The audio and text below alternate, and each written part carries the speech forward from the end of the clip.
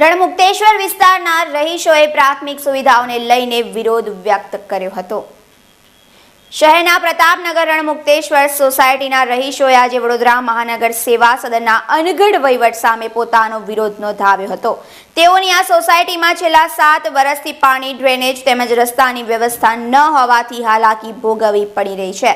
તેમજ છેલ્લા 4 મહિનાથી નવી પાણીની લાઈન નાખવા માટે ખોદકામ કરવામાં આવી રહ્યું છે, જેમાં કોન્ટ્રાક્ટરોની અનાવડતને કારણે વરસાદી કાંસ, ગટરની લાઈનો વગેરેને અંદર તોડી નાખવામાં આવતા સમગ્ર વિસ્તારમાં પાણી ફરી વળ્યા છે, જેનાથી લોકોને આવવા જવામાં તકલીફ પડી રહી છે। આ બાબતે વારંવાર રજૂઆત કરવા છતાં કોઈ ઉકેલ નહીં આવતા આજે વિસ્તારના રહીશોએ પોતાનો વિરોધ મીડિયા સમક્ષ રજૂ કર્યો હતો। કેમેરામેન મુકુંદ દવે સાથે નીરવ કનોચિયા, BTV ન્યૂઝ। છોકરાઓને લેવા ઘર સુધી આવતા નથી, છેક નાકે મૂકવા અમારે જવું પડે છે। છોકરાઓ બી આટલું વજન લઈને બિચારા ઘર સુધી આવે છે। સેકન્ડલી આ પાણીની ગંદકી કેટલા વર્ષોથી અમારે છે, ઘરમાં પણ આટલા વર્ષોથી ઘરમાં પાણી આવે છે, એટલી ગંદકી, એમાં દેડવા નીકળે, માછલીઓ નીકળે, ગંદકી એટલી કે બેસાતું નથી બહાર।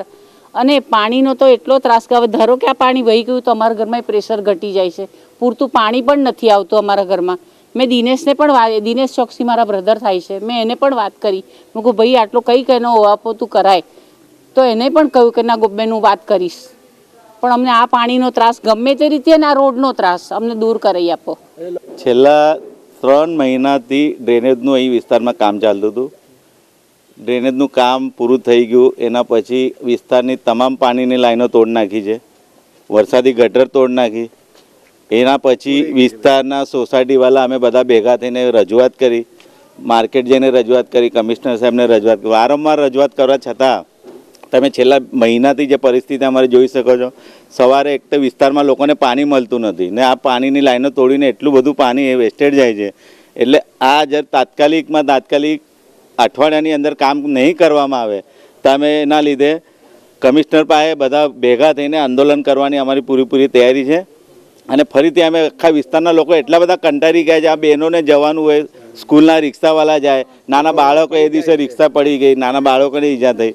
એટલે અમારી એવી માગણી છે કે વહીવટને તાત્કાલિક આ વિસ્તારનું કામ વહેલી તકે આજે કંઈ પાણી લાઈન તૂટી જાય રિપેર કરવામાં આવે ને રોડ બનાવવામાં વહેલી તકે આવે એવી 5 વર્ષથી પાણી આવે છે એવી અમારી ને અમારા વિસ્તારના તમામ લોકોની માગણી છે।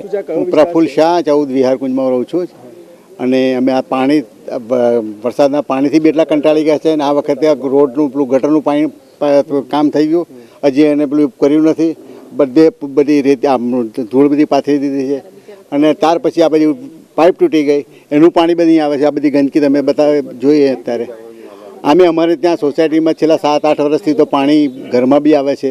અમે એટલી બધી રજૂઆત કરી છે, અમે કંટાળી ગયા છે। અમારે ખાલી પેપરમાં વાંચવાનું કે વિકાસનું પેલું બધું કહે છે દિલ્હીમાં જઈને, પણ ખરો વિકાસ આ બતાવો તો ખબર પડે શું વિકાસ થાય છે।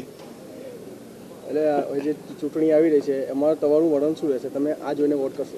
હા તો વળી સવાલ નહીં, નેચરલી અમે આ જોઈને જ કરીશું। અને કેટલા કાયમ જ્યારે અમે એમને ફોન કરીએ, રોજ અમે ફોન કરીએ આપણે ડેપ્યુટી એન્જિનિયરને, તો કહે છે કે માણસ નીકળી ગયો, પછી ફરી ફોન કરીએ તો કહે છે કે અત્યારે હોળી પર ગયા છે હજી આવ્યા નથી। અરે આ તો બધા કંઈ જવાબ છે ને? આ પાણી કેટલું બધું વહી જાય છે, પાણી ઘરમાં તો આવતું નથી અને અહીંયા પાણી બધું વહી જાય છે ને। આવી ગંદકીમાં કોઈ નહીં રહેતું બરોડામાં।